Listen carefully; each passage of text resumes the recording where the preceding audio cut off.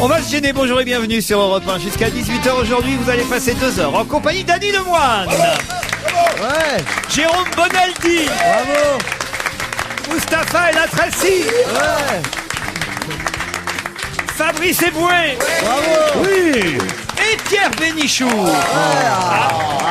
Je sens que Pierre Bénichou a encore quelque chose à vous dire. Fabrice Eboué, il a dû vous regarder encore hier soir chez Marco, non? Non. Ah, bah alors, qu'est-ce qui se passe? Mais non, hier soir, j'ai oublié que c'était chez Marco, comme vous dites. T'empêches tout le monde de dormir, on n'avait pas regardé. Non, alors qu'est-ce qu'il y avait-il? Je sais pas, j'ai pas vu. Bon, Les danseurs de Tectonique. Ah oui, j'ai vu le début Ah de oui, l'émission, très les drôle. danseurs de Tectonique, c'est vrai. Ça, et on avait Laurent Wauquiez. Et c'est marrant parce que j'avais mal entendu au téléphone qu'on m'a donné les invités la veille et j'étais persuadé que c'était Laurent Ruquier. Et en arrivant en coulisses, je me suis dit on va moins se marrer finalement. Oh, il est sympathique, Il est en même sympathique, temps, ouais, très ouais, grand, ouais. sympathique. Il est de la Haute-Loire. Mais c'est vrai qu'on nous, très beau, on nous confond toujours. Qui c'est Laurent Wauquiez? Laurent Wauquiez, le porte-parole du gouvernement. Oui, ah oui, il est mignon comme tout, il est charmant, oui. Ah bah, d'ailleurs, Marc-Olivier Fogiel, effectivement, j'ai vu le début de l'émission, maintenant ça me revient, lui a rappelé qu'il avait été élu homme politique le plus bandant du gouvernement. Non. Oui, par le magazine Tétu. Mais ouais. vous lisez pas Tétu, vous, Pierre. Moi, je lis pas Tétu. Moi, Pose dans tes tu, Pierre. Tétu, c'est un magazine Pose gay. dans Tétu. Ça lui arrive. Je l'ai jamais vu. Si. De dos. Pour faire plaisir au mari de mon fils.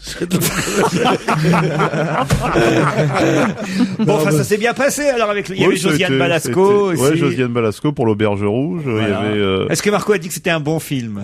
non, il se prononce rarement sur les films. Il pose des questions, mais il donne pas son avis. Ah bon, Donc, alors. Michel Drucker a dit que c'était formidable, lui, Ouais. qu'il allait y retourner avec les enfants. C'est ce que Pierre Vavasseur dénonce dans le Il y a Parisien. un Parisien disant que c'est un film épouvantable, parce que... Alors, moi, je ne sais pas, moi, je trouve que ça a l'air plutôt assez drôle. non L'Auberge ouais, Rouge. ça a l'air marrant. C'est Non, général. l'auberge rouge, c'est l'auberge de... Est-ce qu'il y a, vous qui êtes, mon cher Bonaldi, un puits de séance, est-ce que l'auberge rouge, qui est une auberge mythique, Oui. c'est un fait divers célèbre, Oui. au terme duquel ont été pendus... Vous dites donc. Je crois que depuis Gaston Defferre, j'ai pas eu. L'aubergiste, sa femme et son fils, Oui. parce qu'ils avaient l'habitude de tuer les voyageurs qui venaient dans leur auberge. Exact. Bon, on s'appelait l'Auberge Rouge, Oui. et c'est devenu un film avec Fernandel, et qui est maintenant un film repris. Film de Claude Comme ça, Autant-Lara, moi, mon auditoire personnel, il sait de quoi je cause, tu vois, c'est pas tout le monde qui peut te dire la même chose. Voilà. Donc, il y a eu ce film qui doit être épouvantable, évidemment, avec 3 ringards là, qui sont là, qui disent « Ah ouais, on se marre bien comme du temps des nuls, et tout ça comme du temps des bronzés », enfin, je veux dire, tout ça est évidemment ignoble. Mais alors, ce film-là, est-il visible ou pas? Le film qui vient de sortir. Non, Possible, Pierre. ma question n'est pas celle-là. Ma question, est-ce que... C'est pas possible. Vous nous avez fait hardcore, Pierre. Ma question n'est pas celle-là. Oh non. Ma chère Catherine, ma question est, deux points. Est-ce que l'Auberge Rouge et l'Auberge des Adrets, c'est la même chose? Le film de Autant-Lara, tourné en 1951, Oui. lui, est visible en DVD. Vous pouvez l'avoir à la location. C'est tout ce que je Il y a sais. eu un film muet avant, d'ailleurs. Il paraît que c'est le 3e film sur le même sujet. Il y a eu un film muet avant le film de Claude Autant-Lara. Voilà. Est-ce que ce dont Avec tu- Carrette, Fernandel et Françoise Roset, si ma mémoire est bonne. Ah oui, qui était Ça vous va, formidable. ça? Ah, vous avez deux Non, mémoires, mais comme ce ça. n'est tac, pas tac. ça que je voulais savoir. Ouais, ben, c'est ma réponse. Oh là là, Pierre. Je voulais savoir si l'Auberge des Adrets, Oui. c'était la même chose. Pourquoi vous voulez réserver un séjour aussi? C'était le nom d'une tragicomédie dont il était question dans Les Enfants du Paradis. Dis oui, On dis en oui, parlera. dis oui. Oui, dites oui. Voilà, oui, Pierre. Oui, Pierre. On fera la recherche. Ah, Enfin, voilà. tout le monde sait de quoi je parle ici. Ou alors, il n'y a que des incultes, là, ou pas? Mais c'est incroyable. Regardez, ils me regardent tous comme tu avais vu un poisson pourri. Allez-y! Non, mais sérieusement. Oh! On se réveille, les mômes, là. Je te jure. Non, je vais Annie aller. Lemoine. Annie, vous êtes contente de retrouver Pierre? Je suis très impressionnée. Il m'a fait lire son courrier dès ce matin. Il m'a dit qu'il y avait quelqu'un qui vivait dans les bois qui lui avait écrit, mais qui savait écrire. Oh, une lettre formidable d'un type qui vit dans les bois. Nicolas Hulot? Non, pas du tout, Nicolas Hulot. Il vit au Ritz. Chaperon rouge? Non, eux, ils vivent au Ritz, ceux-là, non. Je parle pas de Beauvais et du Hulot. Je parle d'un vrai mec qui vit dans les bois, qui est un ancien musicien de jazz, et qui me raconte que Muriel moi... Robin? Puis Robin des Bois. Ah, c'est drôle. Ah, il faut que je me recycle, car nous n'avons pas la même conception de l'humour. Mais vous êtes très drôle aussi. Bon alors, votre type dans les bois. Mon type, c'est pas mon type, c'est un ami. Bon, non, il est dans les bois et qu'est-ce qu'il vous écrit? et il a pas l'air d'avoir beaucoup d'argent, beaucoup de machin, et il veut savoir, lui, mais c'est une lettre, il raconte qu'il est malade, donc c'est pour ça qu'il écrit en majuscule et tout. Mais c'est une lettre formidablement écrite. Et vous avez gagné au poker ou pas cette nuit? Et ce qu'il me dit est formidable. Il me dit qu'il a été musicien, parce que c'était que la galère des tournées. D'ailleurs, c'est de là que vient le mot galère. C'est-à-dire, au lieu de dire je veux faire un gala, il dit je veux faire une galère. Il disait, bon, mais c'est vrai. Je peux vous offrir un peu d'eau? Un truc? La galère des tournées. Un café ou un thé? Il jouait de la musique de jazz. Et alors, il y avait des gens qui lui disaient, Pierre. et à part ça, qu'est-ce que vous faites comme travail? Vous voulez boire quelque chose? Alors, il veut savoir de qui est la musique. De qui est la musique qui accompagne le défilé militaire de Fernand Reynaud.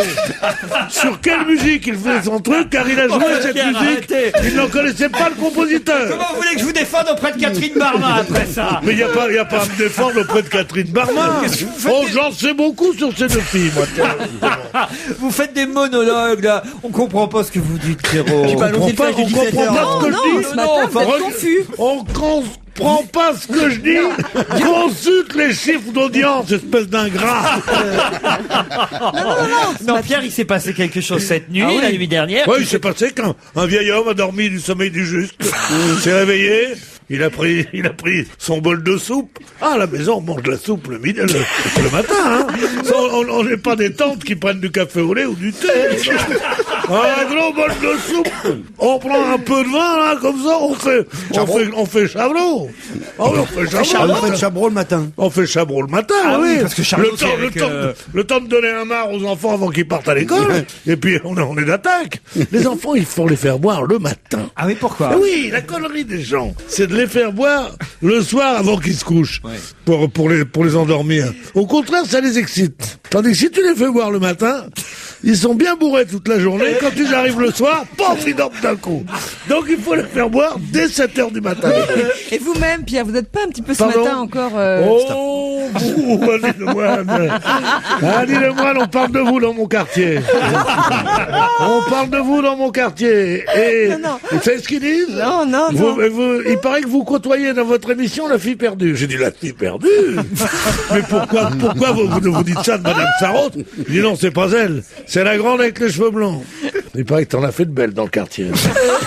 Ah oui, c'est incroyable. De la rue de Saint-Père à la rue de Sèvres en passant par la rue du Dragon. Et je continue. Alors maintenant, nous allons encore, après quelques minutes de monologue, faire une publicité. J'attends et bravo. Effectivement, il annonce même la pub et on se retrouve après.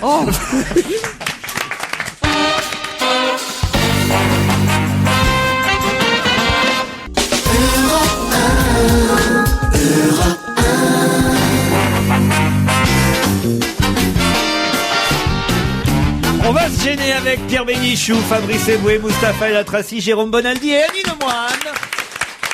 On peut démarrer maintenant, Pierre. Vous avez fait votre introduction dans l'émission. Tout se passe bien. Attendez, je vais tout de suite commencer par une question qui, j'en suis sûr, va vous plaire. Attendez, bougez pas. Je vais nous le mettre en forme, Pierre Bénichou. Je sais comment faire démarrer la machine. Vous allez voir. 1, 2, 3. C'est parti. Non, parce qu'il faut m'aider, là, Annie. Hein. Bah oui, non mais je sais bien, il est incontrôlable. Qui peut-on voir en couple en train d'admirer les ruines antiques de Tipaza en photo dans France Soir aujourd'hui? Sarkozy et Bouteflika. Non. Qui peut... Sarkozy et Madame Rachida Dati. Non plus. Il y a Sarkozy. Non. C'est une photo. On Yasmina voit... Reza. Non plus. Ah, vous me citez tous les gens qui sont du voyage en Algérie. Là. Et effectivement, ils sont dans le voyage, eux deux aussi, mais là, je crois que c'est la première fois qu'on les voit en photo tous les deux, réunis, admirant les ruines antiques de Tipaza, donc c'est à 70 km à l'ouest d'Alger, et sur cette photo, devant la mer, loin du tumulte, admirant la beauté exceptionnelle du site qu'aimait à fréquenter l'écrivain Albert Camus, écrit France Soir. Qui peut-on voir, pas main dans la main quand même, mais tous les deux admirant la mer? Le président. Non. Ce sont deux hommes déjà. Non. Un homme et une femme. Une femme. Un couple officiel. Un couple, pas du tout. Il y a Rachida Dati? Non, il n'y a pas Rachida Dati. Vous êtes gentil de ne pas parler d'Albert Camus à propos de ce voyage. Hein. Quand l'auteur de Noces à Tipaza, car c'est le titre de la nouvelle dans laquelle il parle de Tipaza beaucoup, qui reviendra souvent dans son œuvre, n'aurait sans doute pas accepté ce voyage de la honte. Voilà, merci. À bientôt. Pourquoi voyage de la honte, Pierre? Parce qu'on est là, on se fait traiter de salioupin et on ne dit rien.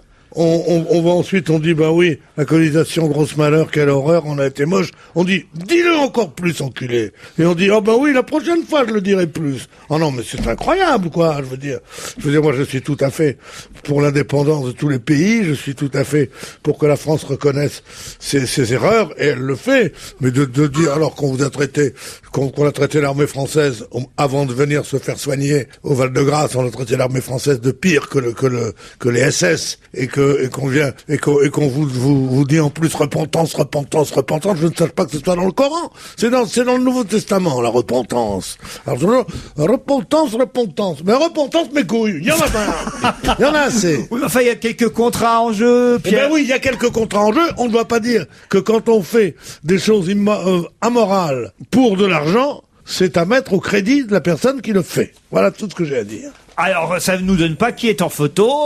Qui est en photo quelqu'un qui est... Je ne sais pas, moi. Lui est politique. Les deux. Elle aussi. Elle aussi. Lui est élu. Pardon. Lui, il est élu quelque part. Ou il n'est que lui, ministre. sa particularité, c'est de ne jamais avoir été élu, d'ailleurs. D'accord. Ah, d'accord. C'est un Villepin, une sorte non, de... Non. Bah non, quand même, Nicolas Sarkozy a pas emmené Dominique de Villepin en Algérie. Évidemment. Pour le punir.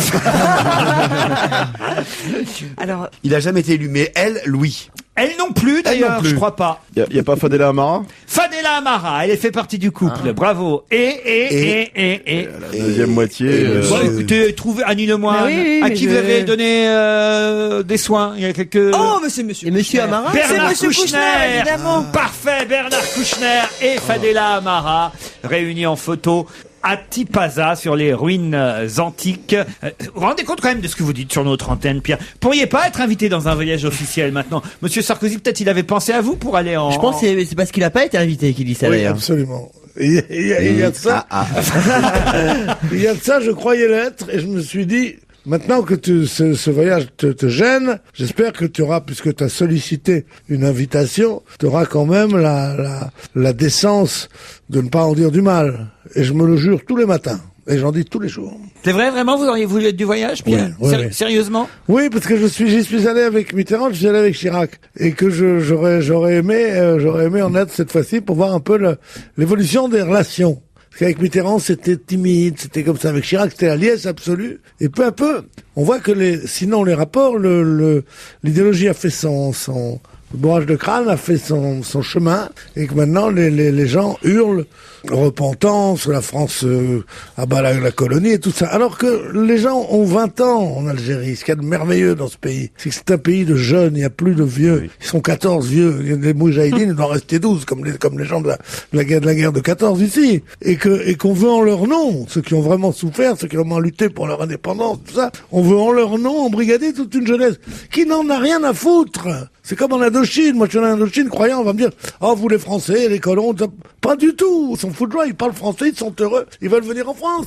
Alors, cette jeunesse qui ne rêve que de la France, on est en train de l'endoctriner pour qu'elle devienne totalement anti-française. Et c'est pour être un peu sérieux, c'est une pitié de voir ça. Et ils y vont avec Kouchner, avec les autres. Je trouve, qu'est-ce que aurait dit la droite si la gauche avait fait un truc comme ça? Oui. Vous vous rendez compte? Si la gauche avait fait un truc comme ça, d'aller quand même, malgré tous ces trucs-là, pour signer des contrats, je trouve que c'est, moi je crois que ça aura des suites, parce que c'est pas possible que ce truc reste comme ça, sans réaction. Voilà. Allez, on passe à une question un peu plus marrante, si vous voulez bien. Ça vous veut pas marrer, ça?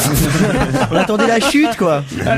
Non, vous allez voir, parce que c'est dans le Canard enchaîné que j'ai trouvé cette information étonnante. Éric Woerth, qui est ministre du budget, assez sympathique d'ailleurs, hein, je l'ai eu sur un plateau. Non, c'est vrai, plutôt pas langue de bois, ministre du budget, sénateur, huissier, conseiller, l'attendait en pleine discussion du débat, donc en plein débat sur le projet de loi des finances 2008. On était le mardi 27 novembre, il était 23h au Sénat, parce que on débat tard, parfois dans les assemblées. Donc, je vous situe bien l'affaire. Il est 23h, on est au Sénat. Il y a les huissiers qui sont là, il y a les ministres qui sont concernés, il y a les sénateurs. Et puis, il manque le ministre du budget. On le cherche partout, on n'arrive pas à savoir où il est. Et qu'est-ce qui se passe à ce moment-là? Il est bloqué dans le parking. Non. Il faisait un petit roupillon. Pardon? Il faisait un petit roupillon. Non. Coincé dans les toilettes? Il était coincé dans les WC et il n'arrivait pas à sortir. Bonne réponse de Fabrice Eboué. La plus simple, C'est incroyable. Mais pourquoi il n'arrive pas à atteindre le verrou? Parce que la fille était trop grosse.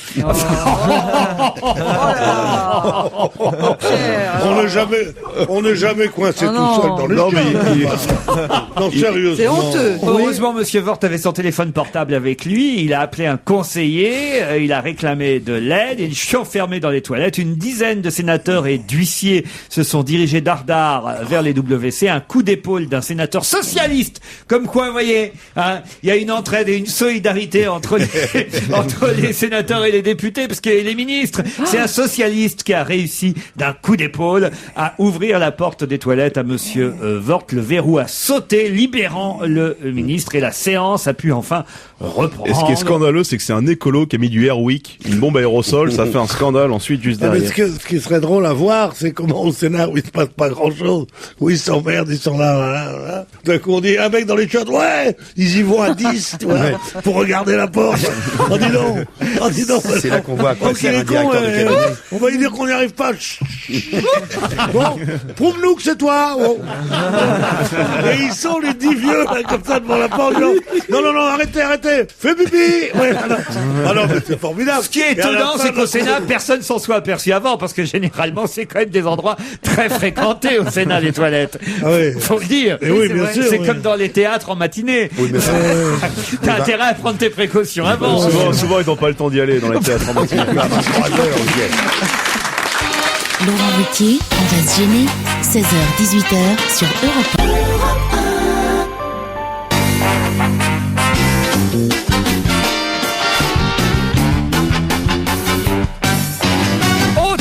Attention, c'est parti. Annie Lemoine, Pierre Bénichou, Mustapha El Atrassi, Jérôme Bonaldi et Fabrice Eboué vont tenter de savoir pourquoi on cite toujours en référence Eng et Chang Bunker, et ils sont encore cités par rapport à un événement qui vient d'avoir lieu à Munich cette semaine. Comment s'appelle-t-il? Eng et Chang Bunker sont toujours cités en référence. Eng et Chang Bunker. Ils ont un record, évidemment. Ils ont battu un record. Ils détiennent un record. Pas du tout. Et ils viennent à nouveau d'être cités hier à l'université de Munich. Ils sont morts? Eng et Chang Bunker, oui. Je pense qu'ils sont morts. C'était des étudiants d'université? Je sais pas ce qu'ils ont fait après. Je vois Allemands. Pardon, les Allemands. Alors là, autant vous le dire, ce qui s'est passé en Allemagne ne concerne pas des Allemands ni des Allemandes, mais ça s'est passé grâce à l'aide de la Croix-Rouge allemande, et ça arrive. C'était un congrès. Et là, ça s'est réglé. Il se trouve que l'origine de Eng et Chang Bunker, qui ont été les premiers, avait donné même le nom,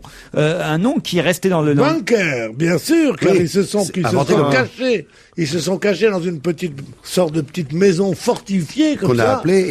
Qu'on a appelé bunker. Non, pas du tout. Eng et Chang Bunker, ça s'écrit comme un bunker, c'est vrai, mais c'est leur origine et pas leur nom qui fait que... Ils étaient sur des boat people, ils ont été recueillis. Non, leur origine fait... Les Chinois. Pas les Chinois. Ce sont des Indo-Chinois. Mais par exemple, vous voyez, si ça avait été des Chinois, ils auraient pu donner leur nom, par exemple, à un petit ami, à un Chinois qu'on utilise en cuisine, et je vous aurais dit, voilà, c'est une bonne réponse. C'est la même chose. Ils ont inventé la passoire. Non, c'est la même chose pour Eng et Chang Bunker. Si vous trouvez leur origine, vous allez trouver évidemment de quoi il s'agit et ce qui s'est passé en Allemagne hier. Mais ils sont pas chinois. Vietnamiens. Ils sont pas chinois, ils sont pas vietnamiens. vietnamiens. Ils sont passés en Allemagne hier. Il faut l'oublier. Ils sont des Coréens. Je ne vois que le présent hier, c'était le passé. D'accord. Les Allemands ont eu des torts, hein. La troupe était brutale, mais quelle troupe dans les pas? Parce que je vais vous dire, grosse malheur, la guerre, de toute façon, les officiers étaient très musiciens. C'était charmant. Je sais pas si c'est passé en Allemagne, qu'est-ce que c'est que ces questions-là? Vous voulez qu'on se fâche, vraiment? Hier, la Croix-Rouge allemande était assez heureuse du résultat effectué par la clinique de l'université de Munich. Oui, ils ont fait des analyses. Je vous aide. Ils ont enfin les fait résultats. des analyses. Alors Contrairement aux Belges, qui souvent échouent à leurs examens d'urine, ils étaient beaucoup plus... Elle a une barbe comme ça, mais elle me fait toujours... Eux-mêmes ont subi des examens assez approfondis. En Allemagne. Alors j'ai mis Hang, Chang dans le même lit. Je me demande si vous comprenez bien, vous pouviez pas faire autrement. Je me demande si vous comprenez bien la question. Faut la répéter. Je viens de dire là quelque chose qui aurait dû Bien vous... sûr. Je viens de dire quelque Ce chose... sont des Siamois qu'on a pu séparer à Munich. Et Bonne réponse de Pierre Bénichou, je vous ai bien aidé, hein. Ah oui, je vous ai bien aidé. C'est pas tombé dans l'oreille. Ils étaient dans le même lit. J'ai dit ça pour rire. Faire une plaisanterie graveleuse dont j'ai le secret. Et qui, dans ma bouche, prend des tours de... Bon. Eh bien, là, il me dit, il pouvait pas faire autrement. Mon esprit se met immédiatement en route. Et à la vitesse de l'éclair, je dis, ils étaient Siamois! Et pourquoi je vous ai parlé Ah oui, parce que c'était les deux aux États-Unis il y a très très longtemps, Heng et Cheng. Heng et Chang Bunker? Vous avez remarqué comme dès que Bonaldi donne une explication même bonne, c'est ennuyeux. Oui, alors, allez-y, Heng Père et Chang Jérôme. Bunker étaient des jumeaux fusionnés, comme on les appelait à l'époque, et ils étaient originaires du Siam. Ouais. Et c'est de là que vient l'expression frère ou sœur siamois. Ah, c'est de là. Avant, ça n'existait pas. On disait des jumeaux fusionnés. Non, on aura au moins appris quelque chose. Ouais. Les premiers jumeaux fusionnés qu'on a tenté de séparer étaient des jumeaux originaires du Siam, oui. d'où l'expression les jumeaux siamois. Rendez compte un peu. Parce que le Siam, cultive en ici. fait, Ah, on se cultive ici, croyez-moi. c'est bien. Et ils étaient dans un cirque. le les Siam, deux- c'est les un deux mot frères. qu'on n'entend plus jamais. Ah oui. Le Siam, c'est vrai qu'on entend le tonkin encore, on entend un petit peu la name. Ah, le mais tonkin. le Siam, le Maton Siam. kiki, royaume. maton kiki. Ma tonkinoise. Le royaume de Siam. Là, avec vos yeux, mais c'est moi qu'elle aime le mieux. Je l'appelle ma petite bourgeoise. Ma tonkiki, ma tonkinoise. Eh bien, ce n'est pas Maurice Chevalier qui l'a créé, mais Joséphine Becker. Eh oui. Joséphine Becker, pourtant, c'est une chanson d'homme. Et voyez-vous, et elle chantait, elle, une femme. Elle est belle, elle est charmante. Ma tonkiki, mon nanana, mon nanamite. Alors attention, Monsieur Nicolas Sarkozy Ah, comment va-t-il? Tu devrais voyager un peu. Il y a tellement de pays où on nous aime. va recevoir le 20 décembre prochain un titre que François Mitterrand et Jacques Chirac avaient négligé, mais que Valéry Giscard d'Estaing était allé chercher. Ce titre, bien, il faudra pour l'obtenir faire un voyage. Un voyage où? À Andorre, parce qu'il est vice-roi. Pas du tout. Au Siam. Non, pas au Siam non plus. C'est genre Liechtenstein. Non, pas le Liechtenstein. Anduze. Non plus. C'est en Europe. C'est en Europe, oui. C'est une principauté. Luxembourg. Pas au C'est pas Luxembourg. Andorre, c'est pas Luxembourg. C'est le Vatican. Monaco. Le Vatican, allez-y. C'est Saint-Louis des Français. Il est l'archidiacre de la grande église Saint-Louis des Français. C'est... Je vais vous accorder la bonne réponse. Non, puisque c'est pas Saint-Louis des Français parce que je connais la vraie église. Ça, c'est moi, j'y étais, vraiment. C'est Saint-Jean de Latran. Bravo. Alors là, Bonaldi, bravo. Donnez Effectivement, un petit coup de baguette pour ce Oh. effectivement, le président Sarkozy se rendra le 20 décembre prochain lors d'un voyage express à Rome, puisque Benoît XVI le fera chanoine d'honneur de Saint-Jean de Latran, titre qui revient Chanoine de d'honneur. façon automatique à tous les présidents de la République, mais il faut le dire, ni Mitterrand ni Chirac n'étaient allés chercher ce titre de chanoine d'honneur de Saint-Jean de Latran. Giscard l'avait fait et Sarkozy, lui, bien, reprendra cette Bien sûr, tradition. il aurait mieux fait de faire ça avant de partir en Algérie, on n'aurait pas traité de sale juif comme ça. Ah, c'est reparti. Avec Benoît XVI, ça va Alors, gagner. je Pierre. ne décolère pas de cette histoire. Chanoine d'honneur de Chanoine Saint-Jean de d'honneur. Latran, C'est pas du nom mal. de la cathédrale de Rome. C'est la cathédrale de Rome qui s'appelle ainsi, cher Jérôme Bonaldi, si vous voulez en savoir plus, parce que on se cultive dans cette émission. Comment On il s'appelle Saint-Jean de Latran. Oui. Saint-Jean de Latran, voilà. Voilà. Alors là, vraiment, Elle est hors je les n'aurais murs, pas je crois. été capable de le dire, même Mais moi. Qui va pouvoir faire un... Oh, il est temps, puis je pose la question comme ça. Qui va pouvoir faire un doigt d'honneur au PDG d'ArcelorMittal, Monsieur Lakshmi Mittal, c'est ce PDG indien que tout le monde connaît depuis les dernières tractations Monsieur Mittal, financières. oui. Monsieur Mittal, un des plus grosses fortunes. Monsieur Doré, Pourquoi, Monsieur l'ancien patron de Arcelor qui a été foutu à la porte. Non, pas du tout. L'un de ses employés qui aurait gagné à l'euro-million et tout. Bonne réponse de Mustapha El Atrassi. Comme dans la pub. Effectivement, l'euro-million du 23 novembre a été gagné par 8 copains de 30 ans, 7 hommes et une femme, tous quinquagénaires, travaillant sur le site d'ArcelorMittal à Fos-sur-Mer. Ils vont se partager le gros lot. 8 copains des Bouches-du-Rhône qui ont joué les 5 bons numéros et les 2 bonnes étoiles de l'euro-million. Et ils vont se partager 27 375 964 euros. Je C'est pense génial. que s'ils sont quinquagénaires, ils peuvent effectivement aller dans le bureau de Monsieur Mittal et lui faire Ils sont combien, C'est 8 bien. 8. Ah bah, ça fait exactement 2 milliards par personne, 2 milliards anciens par personne. C'est pas mal. milliards Ça anciens. permet de rentrer dans le Belle bureau retraite. du PDG et lui Oui, dire oui, bye mais- bye mon gars, Eh quoi. ben oui, c'est ce qu'on croit, nous. Non? Mais non, il y a eu un film formidable avec Charlotten où il dit il allait pisser dans le bureau du patron et tout Oui. ça. Bon. Mais c'est faux. Dès que les mecs deviennent riches, ils se mettent du côté des patrons. Ah oui? Et ils disent, vous savez, je vous comprends. Nous avons, nous aussi, des problèmes terribles avec les employés, avec tous ces pauvres qui sont là autour de nous. quand Mais même bien pas, sûr, quand même pas. dès que Mais t'as de non. l'argent, tu deviens patron, tu raisonnes comme un salopard. Tu savais pas ça? Mais non, Dès mais que t'as de non. l'oseille, tu dis, mais qu'est-ce qu'ils nous en veulent tous? C'est pas parce qu'on a un peu d'argent. Le pauvre qui est devenu riche, c'est les pires, ceux-là. Non mais Mon patron, il a été ouvrier. Retourne pas au boulot, je vais te dire un truc. Parce que- tous mais ceux bien qui sûr, gagnent, mais non, bien au contraire, sûr. je crois que C'est tous ceux qui sûr. gagnent pas au loto ne deviennent pas social traîtres. Il y en a qui flambent et qui flambent avec plaisir, c'est jouissif. Ils adorent ça et ils donnent des gros pourliches aux serveurs c'est rare, en disant, c'est rare. je vous jure qu'il y en Le a pauvre est encore plus salaud quand il devient riche. Allez, on se retrouve après la pub pour d'autres questions. À tout de suite.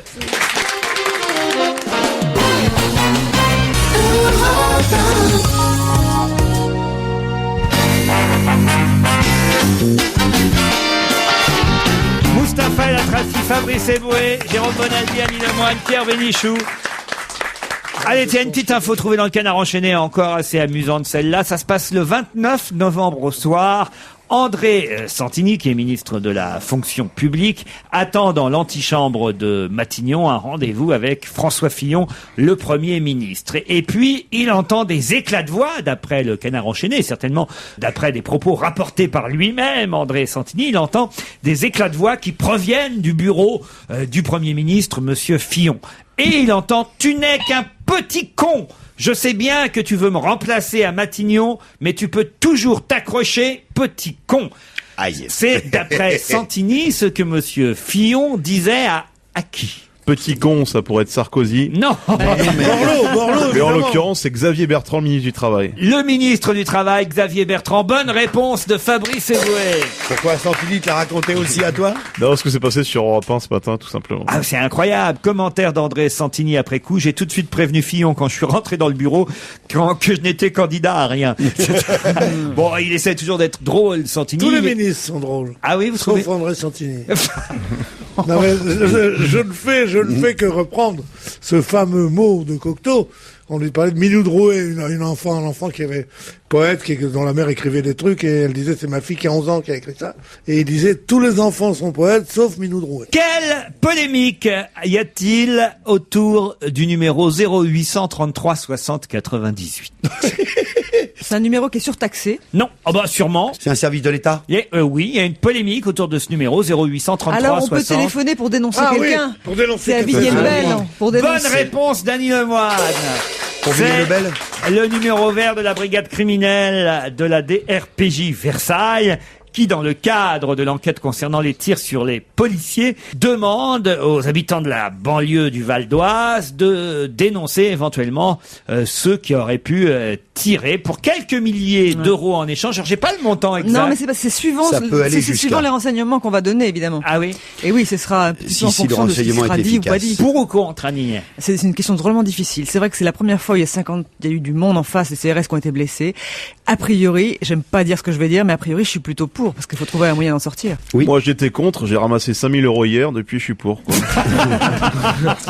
Moi, je suis pour parce que c'est un appel à témoins d'une façon moderne. On fait appel à témoins d'une façon un peu plus logique et c'est des tracts qui ont été distribués partout. En revanche, je suis fondamentalement contre le fait qu'on paye. Si c'est un acte citoyen, il n'y a pas besoin de récompenser un acte citoyen. Si j'ai quelque chose à dire à la police, oui, ils me garantissent mon anonymat, tant mieux, parce que très souvent, ils l'ont jamais fait et on se fait casser la gueule. S'ils proposent de l'argent, c'est parce qu'ils savent qu'autrement les gens n'y iront pas. Eh ben, ça, c'est pas bien. Pierre Bénichou. Le seul argument qu'avaient les gens qui étaient pour, hier, j'ai entendu un responsable parler à la radio, dire ça existe dans des pays qui ne sont pas ni des dictatures, ni des pays sans État, enfin, et qui sont l'Espagne, qui sont l'Italie, qui sont l'Angleterre. Et on fait des appels à témoins et le côté civique. Et bien, moi, je crois qu'il y a des différences et des spécificités françaises dont il conviendrait plutôt de se flatter plutôt que de les prendre, que de dire, ah ben, on est en retard sur les autres. Je crois que la France est un pays qui n'a pas été en retard pour la délation, hélas. Et je crois que ce pays s'en est sorti maintenant et qu'il y a une grande réprobation morale générale pour le délateur. Maintenant, je suis pour qu'on arrête les coupables. Oui. Mais pas de cette façon. Mais c'est un appel à témoin comme un autre. Tu as fait de moi une victime, tu feras pas de moi, c'est comme ma théorie sur la peine de mort est la même.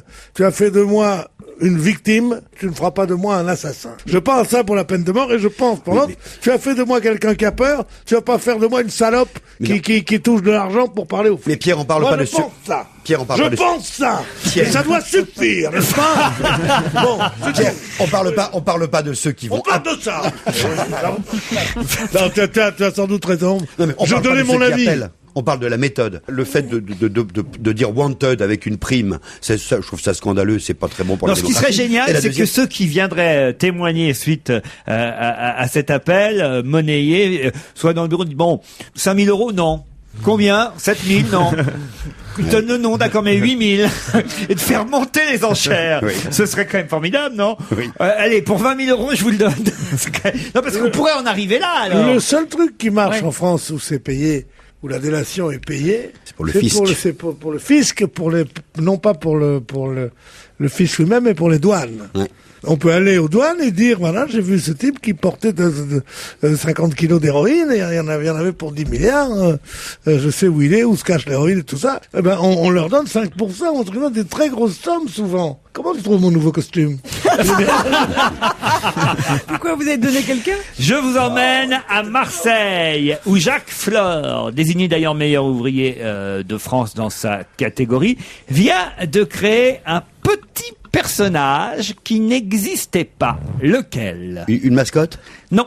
C'est sur un gâteau, il est pâtissier? Non, il n'est pas pâtissier. Charcutier. Une BD, c'est une BD? C'est pas une BD. Il est ferronnier? Non. Ah, si vous trouvez son métier, évidemment... C'est un bijoutier? Non. Verrier? Non plus. C'est un artisan? Oui, un artisan. Il est boulanger? Non.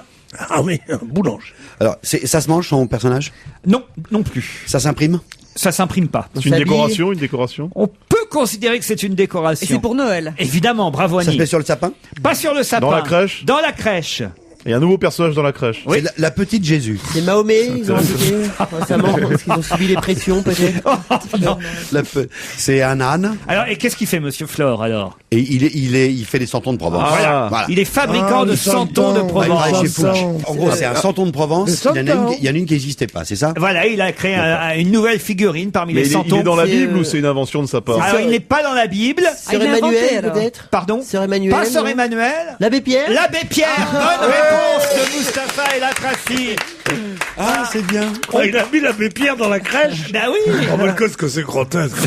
Mais non, mais c'est pas dans la crèche, Non. mais c'est à l'extérieur. Mais tu sais. non, les sentons, c'est... Oui, d'accord, mais tu les mets partout aussi. Ah tu bon fais. Mais tu as Tu jamais mets fait ça l'abbé quand t'étais Pierre qui petit. passait par là. Puis alors, il y a Balthazar, évidemment, Melchior. Ah, c'est un peu plus tard. Ah bah si, Ah, ils existent mais en non. figurines Oui, aussi. mais ils arrivent un peu plus tard. Auguste le Grand, toi, ils font bientôt ou pas? ils étaient d'ailleurs en Galilée, d'ailleurs. Allô, Sheila, vous êtes au téléphone, comme les rois mages. En Galilée.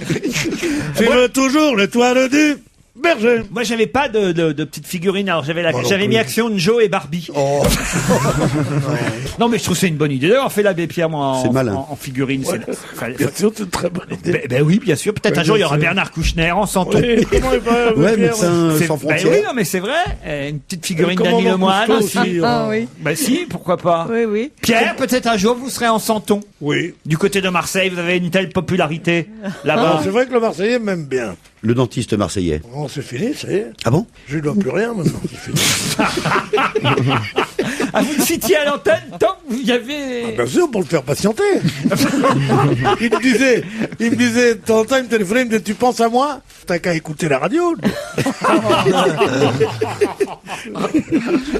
Donc on peut plus citer son nom à votre copain marseillais. Oui, d'accord, il s'appelait Koubi. Je t'embrasse, Gilles. Et son fils Stéphane aussi. Pas Stéphane, c'est son fils. À quoi? Mais ils sont tous les deux dentistes. Ah oui, de père en fils.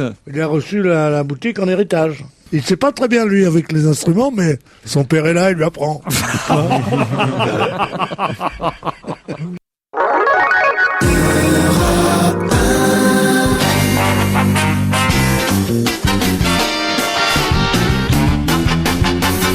On va se gêner Annie Lemoine, Mustapha El Atrassi, Pierre Bénichou, Fabrice Eboué et Jérôme Bonaldi.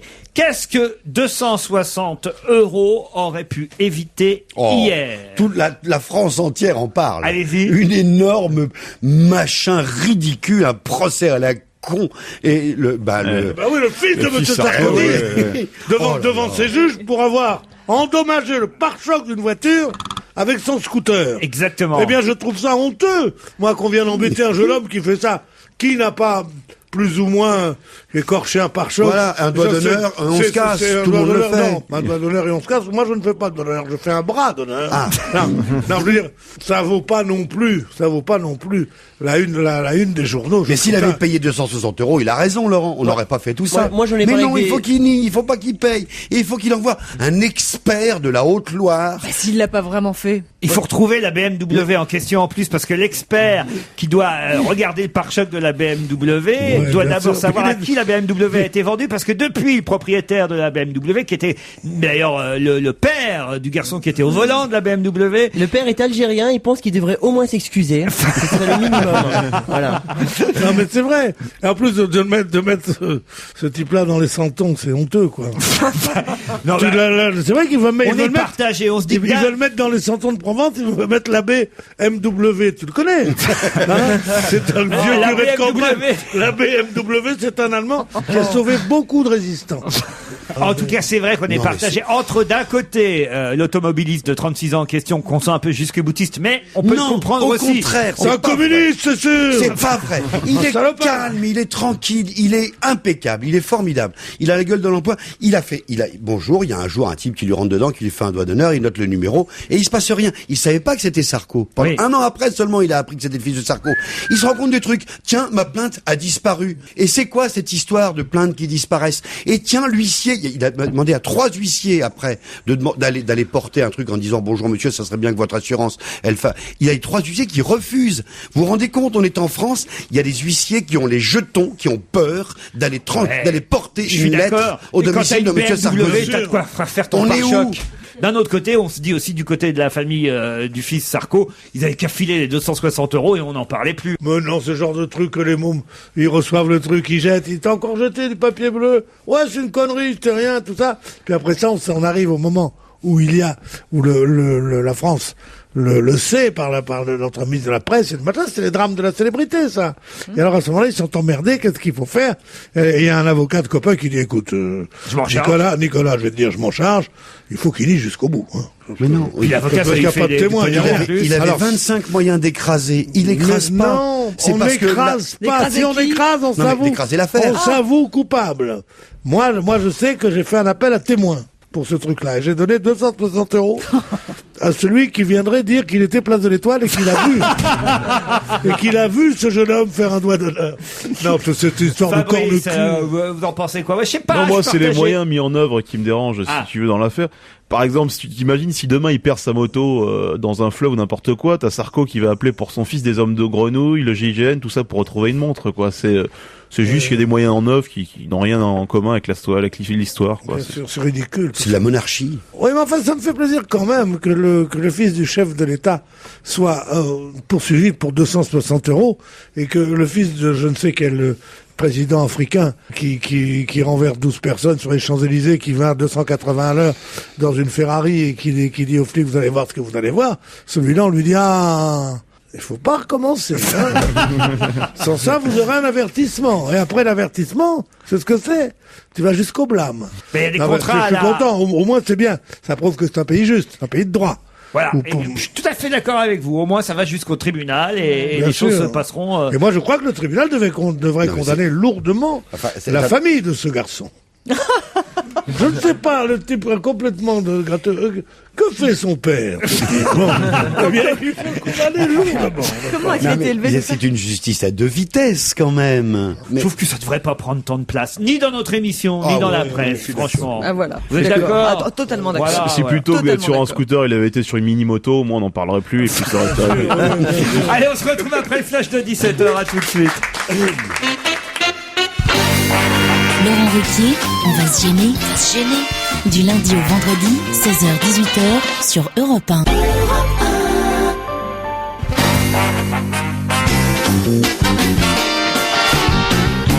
C'est la deuxième heure d'On va se gêner avec Bénichou, Lemoine, Mustapha, Eboué, Bonaldi, qui est revenu en Grande-Bretagne hier, a atterri à l'aéroport londonien d'Heathrow et a été énormément photographié car on attendait son retour avec impatience. La maîtresse d'école qui vient du Soudan et qui avait, la pauvre, elle a eu bien des ennuis, mais elle est restée digne. Hein. Bonne réponse, Dany Lemoine. Expliquez plus clairement. Eh bien, il y avait un petit ours qui avait été appelé Mahomet. Elle avait laissé faire. Un ours en peluche. Voilà, dans ça. Et les autorités soudanaises l'ont mise dehors. Quand même, elle a été graciée. Oui, c'est vrai. Elle avait d'abord été, faut le dire, non, parce que elle avait d'abord été condamnée la prison, à la prison, à 15 jours de prison au Soudan, et puis elle a finalement été graciée. Elle a laissé ses élèves sur place et elle est revenue en Grande-Bretagne hier. Gillian Gibbons, c'est l'institutrice britannique qui, avec son fils, est arrivée à l'aéroport londonien d'Heathrow hier. Mais je voudrais rappeler aussi un ourson Mahomet en pays musulman. Je crains que ce soit de la provocation. C'est vrai, il n'y a pas de raison de faire ça. C'est comme si toi, tu voyais ton petit garçon, tu disais « Oh, mon petit Jésus, qu'il est beau !» T'es immédiatement... Mais non, mais c'était un ours en peluche, Pierre. Châtié. Oui, mais il n'était pas circoncis, en plus. Je vous emmène en Grande-Bretagne, puisqu'on vient d'y atterrir à l'aéroport d'Heathrow. La chaîne Waitrose est une chaîne de supermarchés britannique qui, elle aussi, crée une polémique parce qu'elle vend quelque chose qui ne fait pas plaisir à tout le monde. Que vend la chaîne de supermarchés britannique Waitrose? Des peluches Moïse, peut-être? C'est des trucs qui se mangent? Ça se mange, oui, Bonaldi, bravo. De la viande de cheval. De la viande de cheval. Vous avez vu Brigitte Bardot à la télévision l'autre soir? Vous avez vu les affiches de partout? Je savais pas, Ils ont acheté des affiches 4x3 pour dire je mange pas de cheval. Enfin, je pensais pas qu'on remangeait du cheval. Là, J'ai trouvé que cheval, on n'en mange plus, on ne trouve plus de boucherie chevaline. Ça, c'est des péris, comme dirait Jean-Pierre Coff. Oui, j'ai trouvé que c'était un combat un Oui, peu vieillot. c'est moi. bizarre, ouais. De toute façon, ça ne concerne pas la viande de cheval, ce qu'on vend dans la chaîne Waitrose, chaîne de supermarchés britannique. C'est pas un truc religieux, c'est pas Mais c'est halal, vrai que Brigitte kasher. Bardot, ça devrait, elle, la rendre plutôt... Ah, des fourrures à bon marché. Non, mais ça devrait la rendre heureuse, elle, Brigitte Bardot. Des plats De végétariens. l'âne, du pâté d'âne. Des phoques. Non.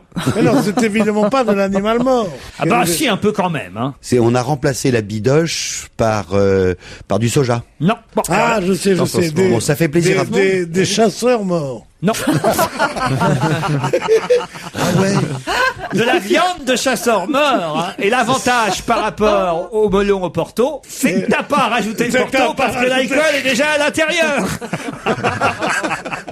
J'oublie mes plus belles répliques. Écoutez, vous avez au théâtre joué ça pendant des mois et des mois, Pierre. Bon, c'était Jean Benguigui qui avait cette réplique, c'est pas vous, mais enfin vous l'avez entendu. Différence entre la viande au Porto. Bon, en tout cas, c'est pas de la viande de chasseur Un mort steak qu'on de trouve dans les chaînes de Des supermarchés. steaks de soja, peut-être. Non, Justement, pas des steak trucs. de soja. C'est de la viande. Oui, C'est carné, c'est carné. en quelque sorte, oui. Ça fait plaisir à Brigitte, mais ça fait pas plaisir aux adorateurs de la C'est chauve-souris. une viande qui est pas tuée comme les autres. Exactement. Alors, Avec voilà. amour, on lui fait un petit câlin à l'agneau avant de le tuer. Elle a un label, cette viande. C'est dans des abattoirs. Elle est tuée dans des abattoirs du veau où on traite mort-né. très bien les quoi animaux. Du veau mornay. Du veau mornay. Que c'est pas le veau mornay. Non, c'est quoi ça? C'est une qualité de viande particulièrement bonne. Ce sont des fausses couches de vache. C'est qu'il y a des veaux mornay. Je connaissais le veau pané, mais mornay, je connaissais pas. Alors là, ça n'a aucun rapport avec le veau. C'est plutôt, alors je vais vous orienter vers de la volaille qu'il faut s'orienter, voyez-vous. C'est de la poule qu'on a endormie. C'est du poulet. C'est Mais du poulet. non, enfin écoutez, on est en quelle période de l'année là? Ah, c'est la dinde. Turkey. Non, c'est pas la dinde. Du chapon. Non. Du faisan. Non. Du chapon. Du canard. Mais non. De l'oie. Alors, Le foie gras Elles naturel ne sont qui a pas plus été gavées. gavé. Ah oui, Elles ont du pas faux été foie gavées. gras. c'est Du faux foie gras. C'est du faux gras, ça s'appelle du faux gras, du faux foie gras. Ouais. Bonne réponse de Mustapha et Fabrice Eboué. Faux foie gras. Du faux foie gras. Il s'agit d'une pâte composée à 50% de foie d'oie ou de canard britannique élevée en plein air, non gavée. Voilà, ils n'ont pas été gavés. Et comme il n'y a pas assez, évidemment leur foie n'est pas assez gras puisque ces oies-là n'ont pas été gavées, on rajoute 50% de graisse de la même volaille, mais qui ne vient pas du foie. Voilà. D'accord. Et total, ça vous fait un faux foie gras vendu par cette chaîne de supermarchés britannique Waitrose. Et évidemment, vous imaginez bien que le secrétaire général du comité interprofessionnel du foie gras, le CIVOG, s'insurge contre cette méthode de fabrication du foie gras parce que il faudrait, pour évidemment avoir du vrai foie gras, que le foie de l'oie soit un foie d'oie gavé et entièrement venu du foie et non pas une graisse récupérée ailleurs. Ce genre de polémique, ça me gave, moi, vraiment. Parce que c'est vraiment... Faudrait la tester, Bonaldi. Pourriez pas nous en faire venir? La semaine prochaine, laissez-moi un peu de temps. Vous parliez J'aurais promis. de votre dentiste tout à l'heure, cher Pierre. Il a appelé Bénichou. Non, il n'a pas appelé. Mais il y a quelqu'un qui a eu un problème de dents hier, et c'était dans la presse aujourd'hui. Quelqu'un dont j'espère vous avez retenu le nom. Il s'appelle Olivier Krumholtz. De qui s'agit-il? Ah oui. Il a mordu quelqu'un? Ah là là, si jamais vous ne savez pas qui est Olivier Krumholtz, ça veut dire que mon bourrage de crâne ne marche pas depuis au moins une semaine dans cette émission. Regardez ça, regardez. C'est minois, pantois, et se Alors demandant, là- regarde, Bonaldi. Oui, mais nous, attends, on Moi, fait, j'étais on pas fait là des la études semaine sur dernière. Alzheimer, nous, actuellement. On est à fond à la caisse dans Alzheimer. Krumholtz, il a fait un truc. C'est vrai qu'il nous en a parlé. Ça me dit quelque chose. C'est pas là. Oui, on l'écoute. Ah, il n'y a plus personne d'un seul coup là. Olivier Krumholtz. Eh oui. C'est quoi la question, là, déjà? Qui c'est? La question, c'est qui, c'est La ça? question c'est, suite à mon bourrage de crâne Oui. quotidien dans cette émission, vous Mais devriez... c'est celui qui est pour la journée anti-Sarko. C'est le type qui disait, on va faire la journée C'est anti-Sarko. vendredi dernier, ça. Oui, pas mais du tout, on- pas du tout, il s'appelait Pitoun, celui-là. Ouais, exactement. Bravo, Pierre. Non, suite à mon bourrage de crâne quotidien, Alors, avec ton j'espérais, bourrage de crâne quotidien, on finit par être gavé. j'espérais qu'au moins vous aviez retenu le nom d'Olivier Krumholtz, qu'en plus nous avons au téléphone, c'est-à-dire qu'il vous entend. On va On l'avoir. va lui demander, tout simplement. On va l'avoir dans un instant au Qui êtes-vous, téléphone. monsieur? Ah, c'est le sélectionneur du PSG? Non, Ah, mais il s'occupe des jeunes du club de formation du PSG. Apparemment, non, ça aucun s'approche. rapport avec le PSG. Alors, Avec une autre équipe. en plus, hier, effectivement, il n'a pas pu se rendre à une conférence de presse parce qu'il avait Mal aux dents. Ou est-ce que c'est du foot? Non, justement, ça du foot, on en parle suffisamment. C'est vous du voyez. handball, c'est du hand. justement. Ah, ça y est, ça vient quand même. Tous les Aïe, aïe, jours. aïe. Dans cette émission, je parle du championnat vrai. du monde de handball organisé Féminin, chez nous bien en sûr. France, handball féminin. Mais oui. Nous avons Mais quand oui. même Battu hier La Croatie. Elles sont top. Après avoir battu le Gambia. Kazakhstan Ouais. et l'Argentine. Ah, Elles sont l'Argentine. formidables. Elles sont géniales. Et elles sont entraînées par Olivier Krunberg. qu'on a au téléphone et qu'on peut applaudir. Enfin, merde alors. On adore ce que vous faites. Bonjour Monsieur Krumholtz. Bonjour. Vous savez que c'est une lutte permanente ici. hein. Ouais. Au, Vous aussi, vous inquiétez pas. au quotidien, je suis là à rappeler. Alors, je pose une question chaque jour différente. Qu'est-ce qui va se passer à Bercy le 16 décembre prochain? C'est le 16 décembre, c'est ça? Oui, c'est ça. Voilà, c'est la oui, finale. j'ai même retenu la date à 16h30 à mais- Bercy. Qu'est-ce qui s'est passé à Nantes? Qui pose pour un calendrier plutôt sexy en montrant un peu son nombril? Enfin, tous les moyens sont bons pour que chaque jour je parle de la Coupe du Monde de handball féminin et ils ne retiennent même pas votre nom. Et Olivier Laurent, vous Krumboltz. voulez qu'on leur redonne une nouvelle chance? Ouais. Qui est Valérie Nicolas? Gardien de La but. capitaine. Ah bah voilà. Ah, bravo. Vous voyez qu'ils sont pas si Gardien de mauvais but. que ça. Et elle est mère de famille.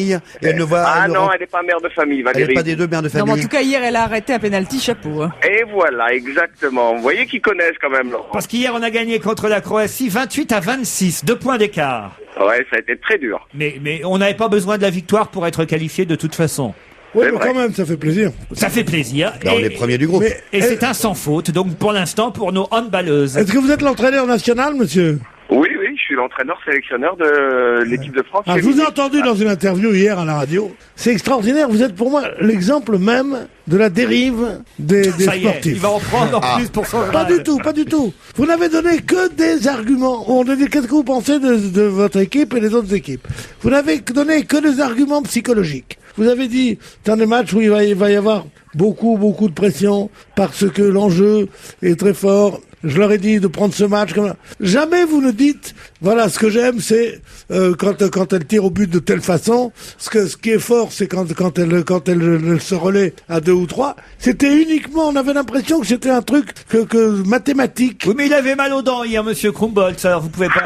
lui Non mais reprocher. sérieusement, vous en avez Non, pas. Vous devriez laisser aux gens du foot et aux autres toute cette terminologie psychologico Et Pierre, elle gagne. psychanalytique. Elle gagne. Alors répondez Elle à gagne. Pierre là-dessus, puis après je vous interroge Sérieusement. sur vos dents. Non, mais je pense que c'est un événement Bah, ils sont pas effectivement bons, quoi. particulier. Donc, pour nous, la différence avec d'habitude, c'est que ça se joue en France et qu'au niveau des émotions, c'est quand même très au-dessus. C'est pour ça qu'on est particulièrement attaché. Et puis aussi, on a une équipe qui, au niveau du mental, a un mental qui est par moments fluctuant. Et C'est ça qu'il aime pas, Pierre, c'est quand on parle du mental, justement. Ah bah apparemment oui, capable de se dépasser comme hier, mais non, d'autres parlez fois du aussi, il y a pas de physique. difficulté. On va pas trop parler du physique parce que si le physique des joueuses intéresse le public, il faut qu'ils viennent voir jouer l'équipe. Bah, dites, Bercy est quand même rempli déjà à 95% pour la finale Ouais, du c'est 16 décembre.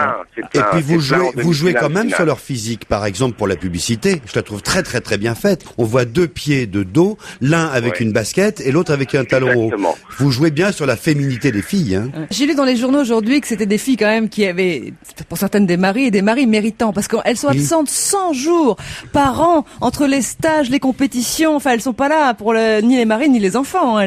Elles bossent avec vous, hein. Ah ouais, oui, c'est beaucoup de sacrifices sur le plan personnel. C'est vrai que c'est pas évident. Et pour les maris, c'est pas évident parce que Oh, c'est bien socialement, aussi, c'est pas ça Ça dépend toujours pour la norme, lesquels. quoi. Ouais. Pour les maris, parce qu'ils ont beaucoup de liberté. Et en plus, si quelqu'un les embête au bureau, il dit continue pas à me faire chier, j'emmène ma femme.